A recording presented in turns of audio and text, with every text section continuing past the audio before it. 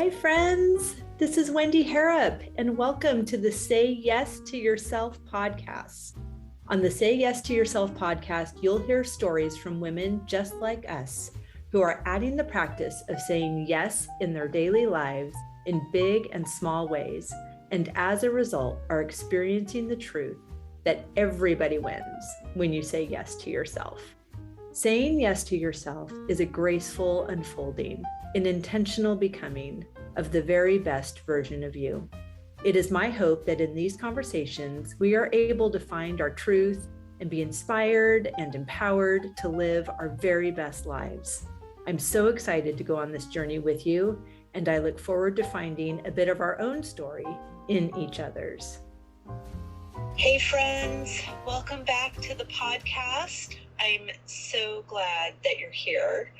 If you've been following along on Instagram, you'll know that I've been in Kenya with Cindy Rodriguez, founder of Elimu Girls, and Christine Neller, fellow board member with me. And you guys, this trip, it was phenomenal.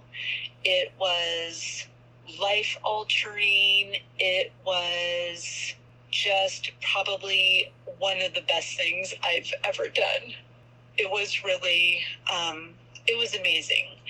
And as I was preparing for the trip and as I was there, my mind just kept going back to just about 3 years ago when Cindy and I met, and she shared with me just a beautiful experience that she had the first time she went to Kenya and the first time she visited the sewing college. And we had this gorgeous conversation that I recorded for a Favorite Friday way back in the day before I was just mixing up a cocktail for you.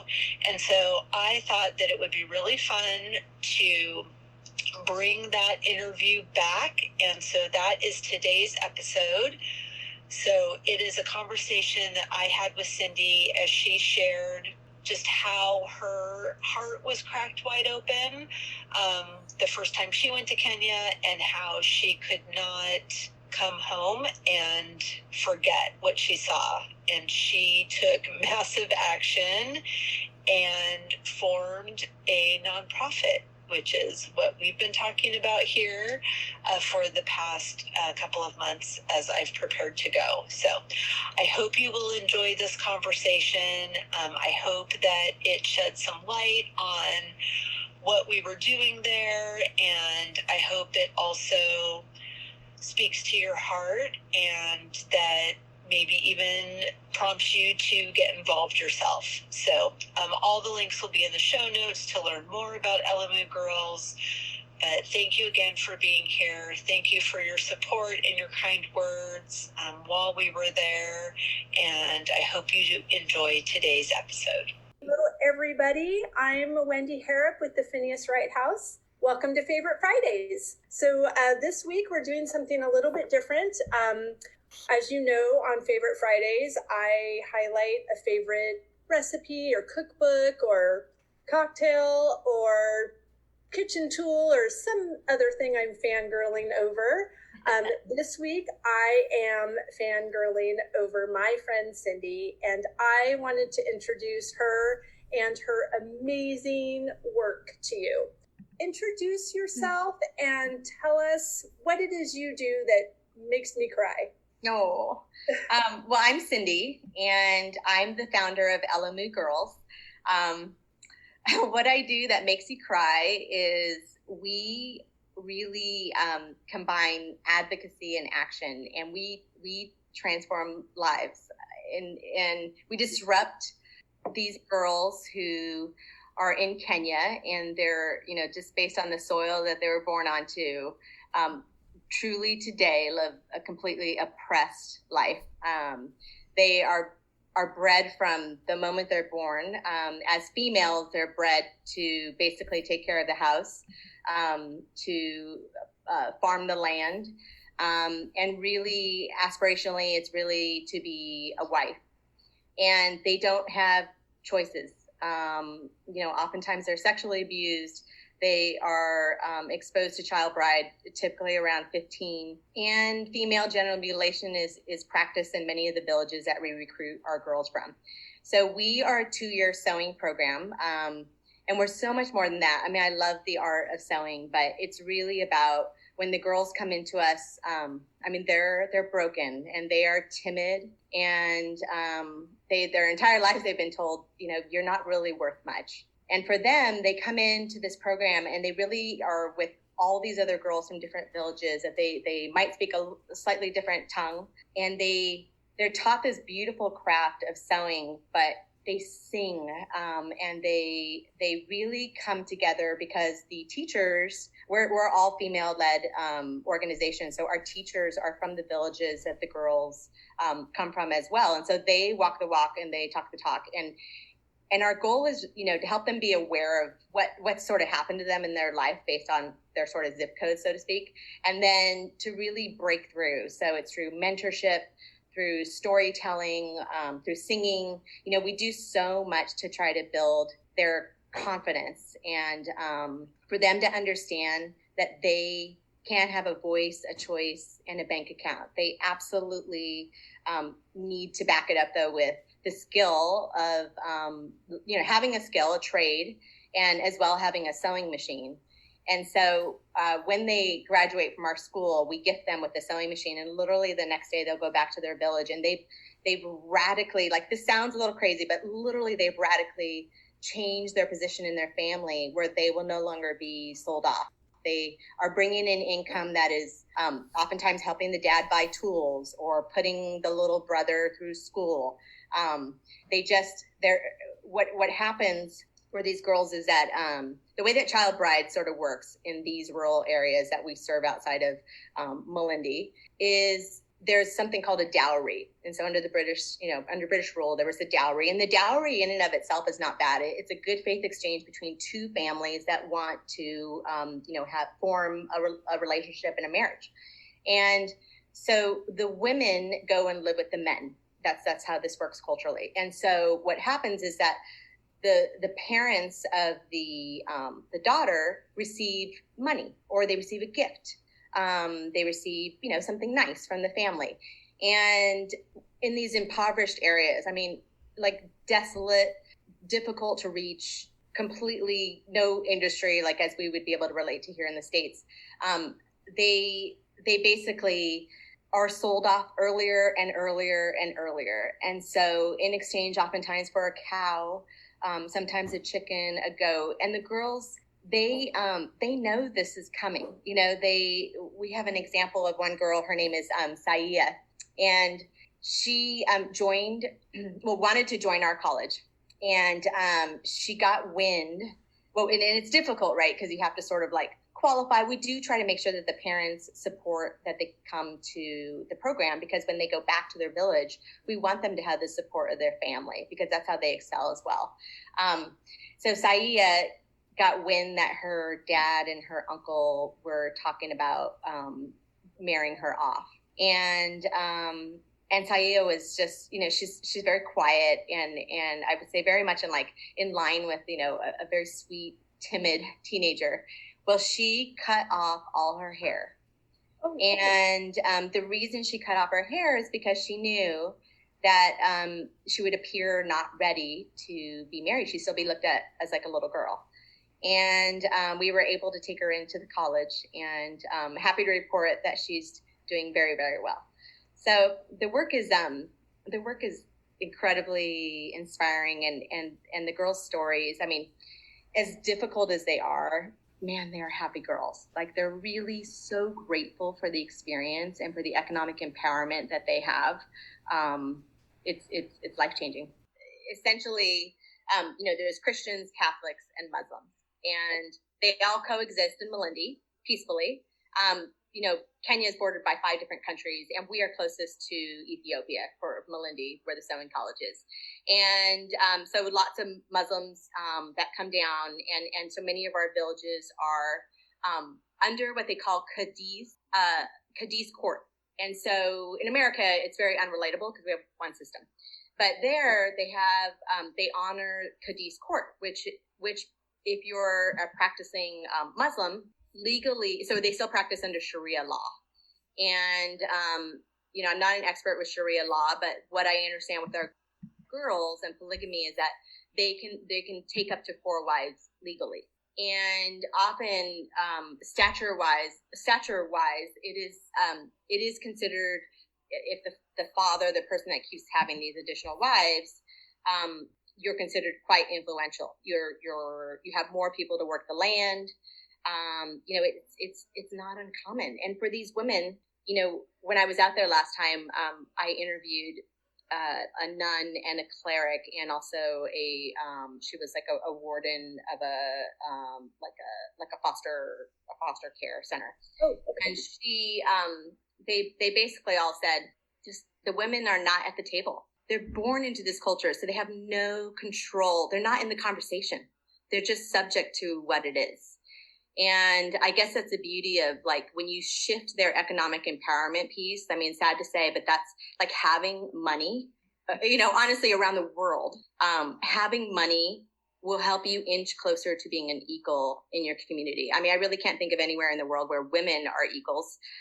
There's so many varying degrees, and I'm so thankful to be in the States, in a first world country, but in these emerging cultures, emerging countries, especially in the rural areas, the poverty is unfathomable. It's shacks, it's dusty roads. It's once a year you get to have a goat and celebrate with food, and it is exactly how you imagine, with someone grinding the corn. I mean, that's how they start their mornings, and so polygamy that's practiced in these villages. It's like the first wife, when the husband takes the second wife, really doesn't have any choice in the matter. It's legal. And if she leaves her marriage, she now is at risk of being thrown in jail. So it's not a choice that she has. And I remember Rena had asked the question, is the first wife, is she offended by this? And it's like, I can't, like, as women, yes, I can't imagine not being, and yet she knows no different. So I don't know, in that structure, I got to believe you're just so beat down. I mean, like I said, she's broken.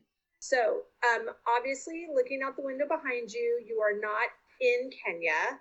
Yes. So, where are you, and how did you find out about this sewing college? Yeah. Etc. Well, I'm in Los Angeles right now, and you can do amazing work around the world, no matter where you're at. So I just want to throw that plug out there. My story, is that okay to dig in a little bit into my story? Yeah. So my great-grandfather and grandfather were both, I'm Mexican, and my grandfather really in one of the first labor camps in Los Angeles for an all Mexican sort of company. And my great-grandfather and grandfather were both, I'm Mexican, and my grandfather really in one of the first labor camps in Los Angeles for an all Mexican sort of company. And what happened for my grandfather and for my father, sort of being born into this company town, they were very poor, but very happy. The company town really had its own police, had its own school. It was an all Mexican group, and they were poor, but happy for the most part. And Dad, was when the company sort of fell apart, had to go to another school. And at this school, it was a white school. And my father, is a brown skin. And really at that point in time, browns and blacks were treated the same. And he, at such a pivotal age of going into middle school, 5th grade, 6th grade, was completely denied education. I mean, the teachers really he was just bottom rung. And every Mexican that came in was just trouble. And oftentimes my dad said that all they did was fight. And he just, his self-worth was shattered. And you're always just looked at, and you start to believe it. And when that conditioning happens every single day, you start to believe it. And so I think generationally, my parents decided, when he met my mom, and he went out to the Army, met my mom, and he basically plopped us into an all-white neighborhood. And I was sort of stripped from being Mexican. I didn't learn Spanish. We went to kind of an all-white school. But I think what happens is that the realness of being, you're not white. Just, I'm not Mexican. So I might show up white, but I'm Mexican. And you still feel the discrimination. Even within my own family, the hurling insults might be like, you look the most Mexican of all of us. Like, it was such a negative thing to be Mexican, because my dad sort of had this very, like, there was a lot of shame. We were poor. We weren't educated. There was a lot of things associated with that I found very painful. But I stuffed it.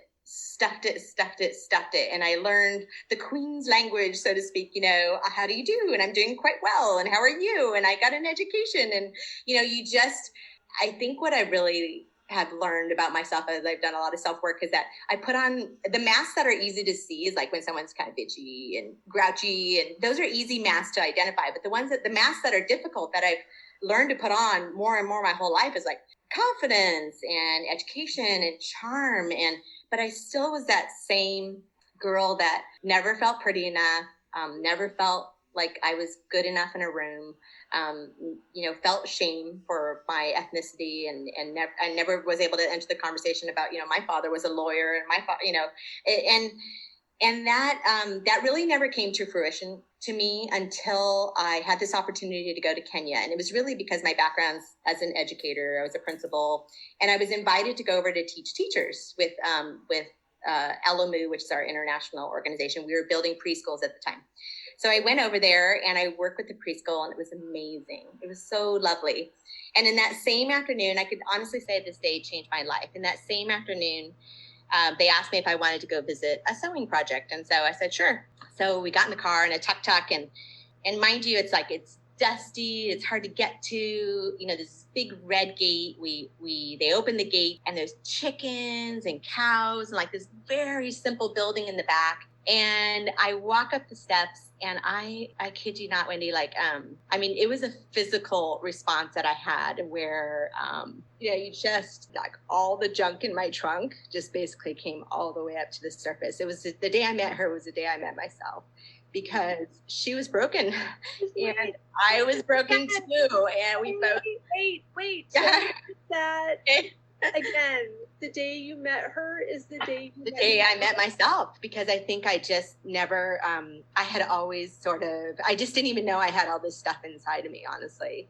And, the visceral response was just like, the sewing machines, the push pedals. And it was like, it brought back like my grandma and my mom, and just the simplicity of, being poor and your parents making clothes for you.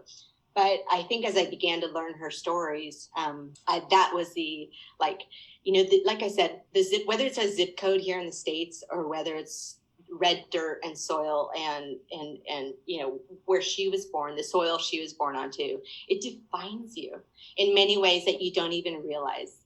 And it was that day that I realized, oh my gosh, wow, like I just felt at home. I didn't have to put any masks on. That was powerful for me. So in that same day, like I said, it was a whooper of a day. In that same day, they asked me, do you want to go and see the IDPs? And I was like, what the heck is an IDP? Right. And so at that point in time, the little context is that I visited the sewing college in January, and in March it was election time. And so there's a Tana River Delta area that was having like high ethnic conflict zone, something we still honestly can't relate to, but literally in the paper there were like 40 people laid out in a circle and had all been macheted, and there was conflict with this area, which, oh, by the way, many of our girls are recruited from the Tana River Delta area. It's about 2 hours by foot. At that point in time, the moms felt very unsafe of some of the girls in the college. And so they had said, you can come down and find sanctuary. And so I said, sure, I'll go to go see the IDPs, whoever these people are. And so I go over there, and Wait, what does I stand for? Yeah, IDP is internally displaced person. So basically, it's like a refugee camp. Yeah, refugees come from another country. IDPs are within the country itself, but because of conflict, they've been displaced. And I almost was having this surreal experience of really, honestly, being totally scared of like, what am I about to walk into? But everybody around me, all the Kenyans and Nina, everyone's just kind of like taking it all in. So I'm like, okay, I'm going to take all in too. Yeah, I'm going to be a cool cat here. And put the mask on. You're good. Put that mask on. I got this. I've been doing this for a long time. I know this drill. And so I I'm really didn't even realize it, but what was happening was like culture shock. And so I went into the first sort of like camp little settlement, and there was a mom that had a baby in the bush. And I remember she literally raised her hand to shake my hand. And I remember I did shake her hand, and I was thinking to myself, oh my gosh, what am I going to catch? I was almost having like an out of body experience and feeling so guilty too, because it was like these two worlds just like were clashing, and I was scared. I was just a mom that was, no different than any of my other mom peers. And here I was, I found myself in a completely new situation. And it was that moment in time where I said, oh my God, don't go home and forget these people. This is a duty you have to make sure that their lives are slightly better, like just slightly better. Whatever I can do to make their lives more human. And less poor and impoverished and displaced. And I mean, I remember that day they were like, I was just like, let's get them some food. We need to, I realized that that's where I was meant to serve. That changed my life. And I got home and I started a 501c3 and started a lot of inner child work because, and it's taken me a long time, and I still have to work at it. I mean, even for today, I was so nervous about just, showing up, and it's like, you just have to, people can push through and you can break through, but wow, it's a lot of work and you have to just stay on it. And what's helped me so much is that these girls, like, they're pushing a better person, because I can't hide behind Cindy. Like, I have a duty. And so Cindy's got to rise up to the occasion and show up. It's so beautiful, all of it. So the program is a 2-year program. Yep, and boarding. So they live at the college. They do, yeah. So, I mean, we don't have that much time, but I have so many questions. Like, how do they leave their neighborhood? Like, how do they leave their village to go to this thing, and how are they allowed? And do they seek out? Do people try to get them back? Yeah, there's a little bit of all of that. We essentially work with chief. Okay. We work with clerics, and so because of their location, they're when I was out there in November, for example. Literally, like, if it starts raining and you're trying to get to them, you just have to stop in the car, because the roads are so poor, and people are walking by you, and literally their feet are going like 6 or 7 inches every single step they take. Like, that's the terrain that you're dealing with, and so it's very, very difficult to access village. So we work with, like an infrastructure of people that are trusted in the community. And oftentimes, we have hundreds of girls that want to, only so many. How many? We will take about 24 for each sort of college session. And we would love to take hundreds more. But and that, I guess that's what we're working on right now to help awareness. We build more schools.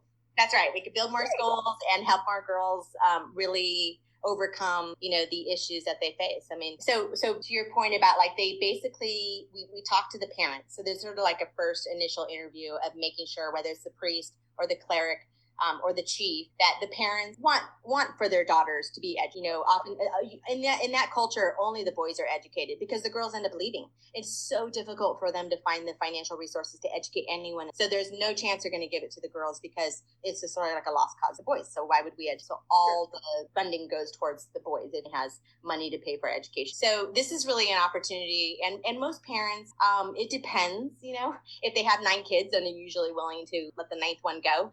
If we had a situation just recently where one of our graduates, who's just a rock star, so fiery, her name is Janet, and she's a bragging right for us. And I was so discouraged because she basically just left her husband. She had been married 30 days before I was out there in November. So she's quite, recently married, and she has her own outdoor sewing shop. She's great. Well, her mother-in-law wants her to take on a second wife, and being a good son, and also culturally, it's quite normal. He's agreed that he will take the second wife. And so Janet has left him for the short time, and we're sort of trying to help this situation, educate the mother-in-law, and pluck her out of that situation so she doesn't have to be exposed to that. But that's sort of like, in some ways, in essence, it's amazing, because she actually can walk away from that situation. She really has a choice. Sure. But then it's also overwhelming, because there's a tidal wave culture that is really challenging pushback. But the truth is, like, until you start to break the chain, it never is going to be, never going to get broken. Right. So someone has to start, and you really have to believe in the power of one person. The tribe will come, but if you don't believe in the power of one, then this work is meaningless. But we're disruptors. I mean, at a legal level, FGM, child bride, all that is illegal. But in practice, because it's so difficult for our girls to go find the local police officer who's 50 miles away down the road, like that just doesn't happen. Right. So, but as disruptors, because they're economically empowered, they've shifted their position. They're thought leaders. Like they're grandiose. They're income generators. It's amazing. I just think like there are so many layers to that story as well. Like I'm so. Oh yeah, I know. Ways that she could speak up, and and even for the mother-in-law, like it's what. Yeah. This is a one time where like she hasn't had a voice her whole life either, and now exactly she's right. Her voice says get wife number 2, and then someone saying no, and it's like, oh my god. Well, that's exactly right. You do what you know. I mean, right? Like we know that in our own society, how you were, parented type of thing. And there's I remember the very first time when I was introduced to the organization, I was like, well, what are her dreams? And they're like, Cindy, they don't dream. That's such a first world like question. They don't dream. They don't, they survive. They just survive. And so there's no mental wellness, and that's sort of what we're so proud of as Elimu Girls is like, whether it's singing or exercise that we do with the girls, they have the daily, we really try to form a sisterhood so they understand that, yes, you're going to be the first to go back out into your community, this representation that's going to disrupt. And that's not an easy thing to do. But you've got a sisterhood of girls here that will support you. And that's cool. It's right. I mean, I feel that like just knowing you feels powerful to feel supported, and the things that you're doing. Yeah, exactly. I'm hardly disrupting anything. You're disrupting. I'm super excited. Well, it's hard to even imagine, right? Like I think about my kid, he's 13, and honestly, not only does it happen to girls, it happens to boys, because the girls have to marry someone, and so it's really, really a tough situation. Poverty is just rampant in some of these areas, and so if we can give them skilled work, it's a way to break through to the other side. Amazing. Now, tell me, there's a connection between the Paris fashion show and your let me tell you. How did that happen?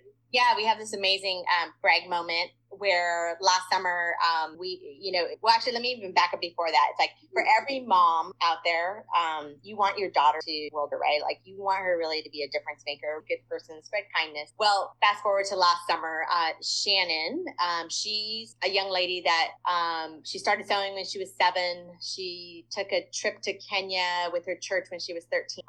And she started her own company when she graduated from college, and the company is called Tomfoolery. It's a fashion company that it's that cutie pie jumpsuit. I just got it today, but it's so hot. I can't on that it's more clothes than I already have. We're channeling Kenya. I love that. Okay, so that's Tomfoolery. That's Tomfoolery, and so Shannon she runs a company that is so socially conscious. She was already utilizing fabric that came from Haiti that was like crushed plastic and converted it to cotton. And so we crossed paths, and we arranged for her to do a work for hire of our girls. So she flew out to Malindi and worked with our girls for about 3 weeks, knowing that she's going to be featuring them and their designs in September September at the Paris fashion show. So she went and worked with our girls, and they fell in love with her. I mean, they, she just was so enamored with like what great sewers they were, how joyous they were, how they would hum and sing as they sewed, how they put on the joy suit and would just crack up with each other or do some funny, like, they're not salsa dances, but sort of like African little dances each other they put on. So for Shannon, Lily was also life changing that talked about how to cry. So she then took all those samples that whisked off to Paris, and our girls, she called our girls that morning. Hey, here you are. You're going to be going down the runway, represented by like some little beanpole, but running down the runway. But really, it's amazing because I see those dresses, and granted, they were on models that pair. That's not how it's dressed. She has a dress called and what have you. Oh, that's so awesome. Yeah. So you've also done something with that story that is turning into something fabulous. Yeah. Not to like completely like first world this thing, but at the same time, it's like this is an invitation for people to do something that they might have already been doing, but they can do it with purpose. And once, as you know, once you get bitten by that bug of doing something bigger than yourself, there's no stopping you. And then we have a whole community of disruptors that also have cash, and it can go to something. Now I'm going to cry again. But important people. Well, so little goes so far. I mean, that is sort of what I realized too, as like how much money, whether it goes fabric, a sewing machine honestly costs $250, and it radically changed life. I mean, having that asset, just like it's life changing.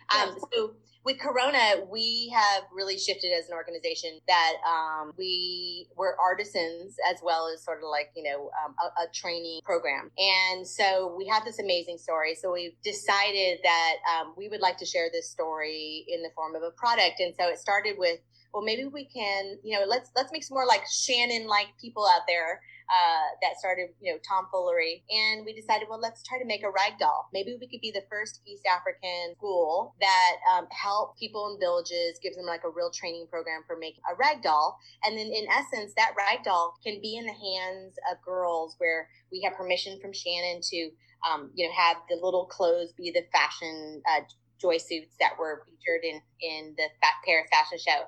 And we really want to shift the conversation from, nothing wrong with American Doll.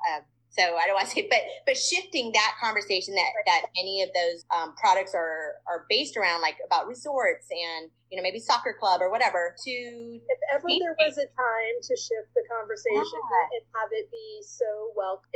And to be change makers, to talk about even being little entrepreneurs and making money. What's wrong with that conversation? Like, we should be talking, little girls should be so comfortable with that. And so that was some of the notion. And then there's also a piece that why wouldn't we play with dark colored dolls? And if we can make what's different and, we versus them, because kids don't discriminate. And, if we can welcome that at such a young, foster that, whether it's a Peruvian doll or a doll from, African doll, wherever, a Colombian doll, that we're just comfortable with each other, and we're having a conversation about making the world better and bringing our sisters around the world who are so deprived of basic rights that grant. That's such an underlying thing for me personally.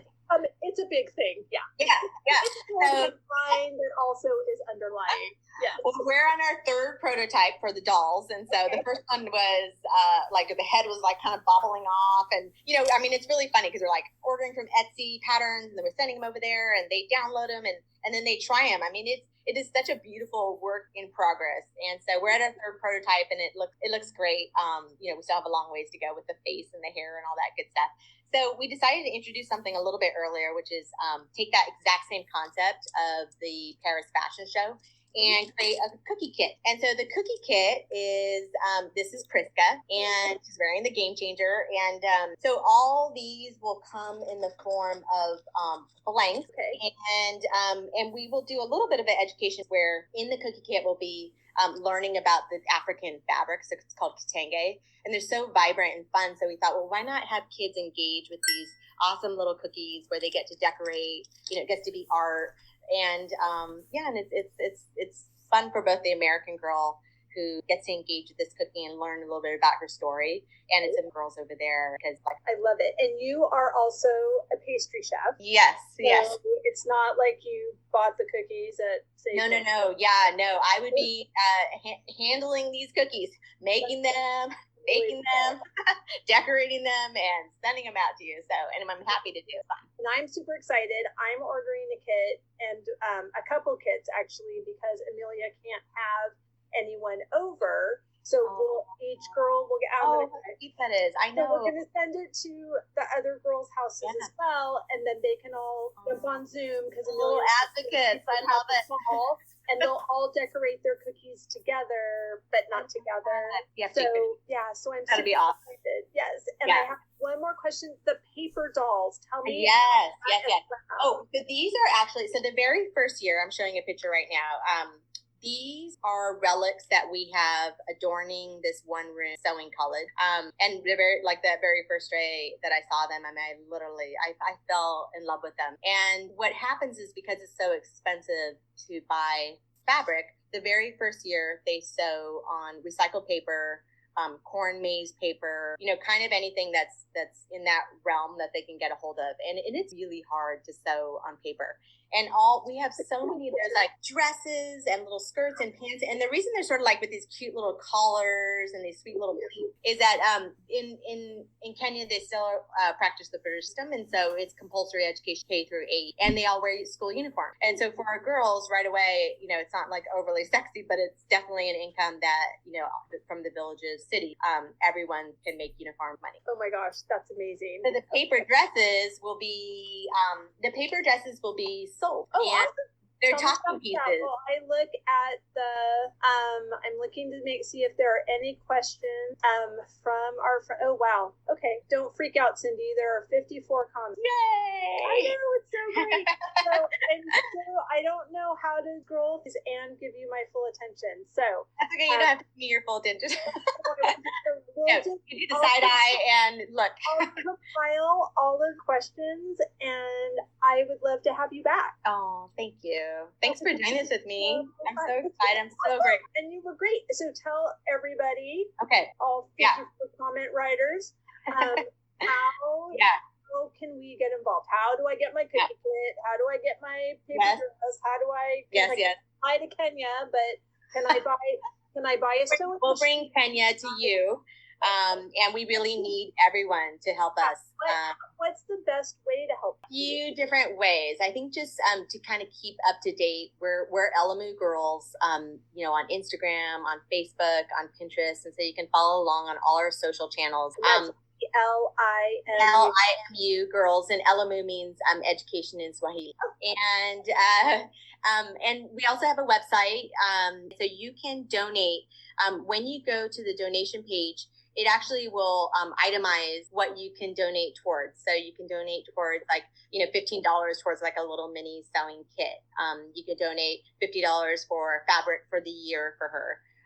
You can donate $250 for a sewing machine. I love it all so much. And I'm going to end our live stream part. Okay. But you hang on, because I've got more stuff for you.